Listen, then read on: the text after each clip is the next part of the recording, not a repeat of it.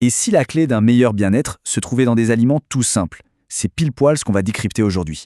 Le monde fascinant des probiotiques naturels et leur impact sur notre système digestif.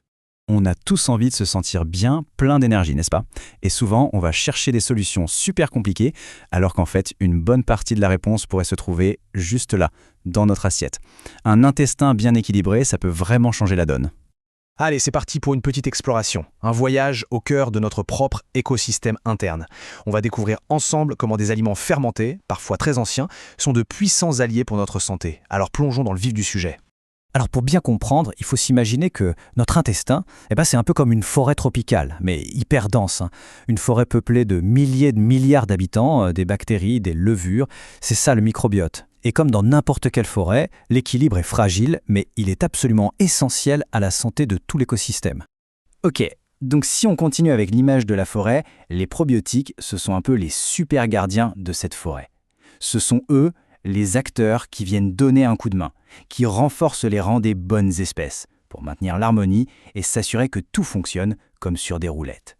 Voilà, ça c'est la définition un peu officielle. Mais ce qui est crucial de retenir ici, ce sont les mots vivants et en quantité adéquate. C'est super important. Ça veut dire qu'il ne suffit pas juste de manger n'importe quelle bactérie. Non, il faut les bonnes souches et surtout qu'elles soient bien vivantes et assez nombreuses pour arriver à destination et faire leur job. Et alors concrètement, ça donne quoi? Quels sont les bénéfices? Bon, le plus connu, c'est que ça aide à mieux digérer, évidemment. Mais ça ne s'arrête pas là. Un microbiote en pleine forme, c'est aussi un des piliers de notre système immunitaire. Et il y a même des études qui se penchent sur le lien avec une meilleure gestion du poids. Pas mal, non? La théorie, c'est bien beau, mais en pratique, on les trouve où, ces fameux probiotiques? La super bonne nouvelle, c'est que ces petits alliés microscopiques, ils se cachent dans des aliments souvent super bons et faciles à trouver. Allez, on fait un petit tour d'horizon des meilleures sources naturelles. Ce tableau, il donne une super vue d'ensemble, on voit bien toute la richesse de ces aliments. On va des plus classiques, genre le yaourt ou le kéfir, à des choses un peu plus surprenantes comme le pain en levain ou même certains fromages. Le truc à retenir, c'est la diversité. Chaque aliment va apporter ses propres petites bactéries, ce qui va enrichir d'autant plus notre flore intestinale. Faisons un petit zoom sur les végétaux fermentés. La star ici, c'est la choucroute. Mais attention, il faut la choisir crue et surtout non pasteurisée. Pourquoi? Parce que la chaleur, ça tue tous ces précieux micro-organismes.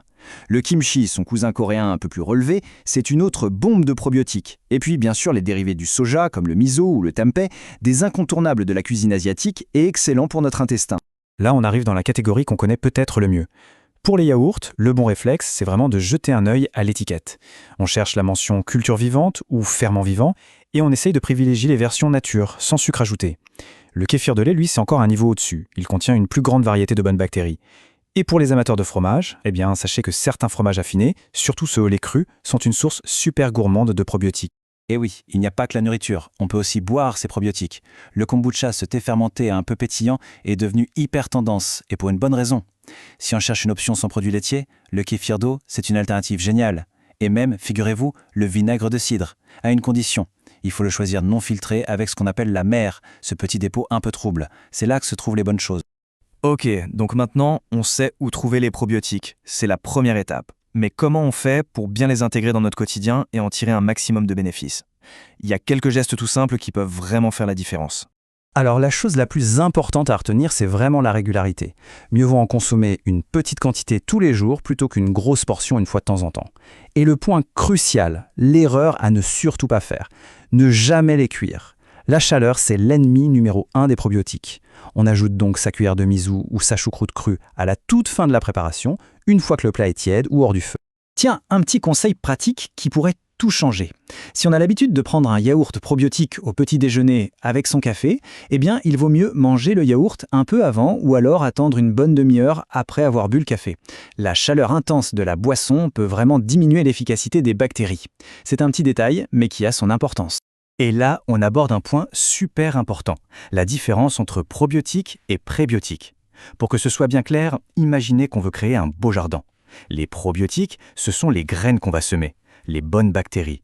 Mais pour que ces graines poussent bien, elles ont besoin de nourriture, d'un bon engrais, non? Cet engrais, ce sont les prébiotiques.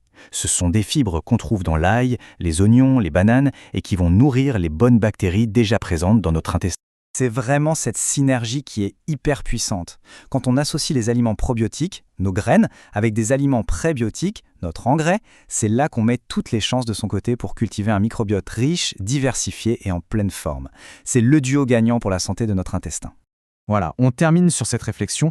L'idée, ce n'est pas de tout changer du jour au lendemain, mais plutôt de voir ça comme prendre soin d'un petit jardin intérieur.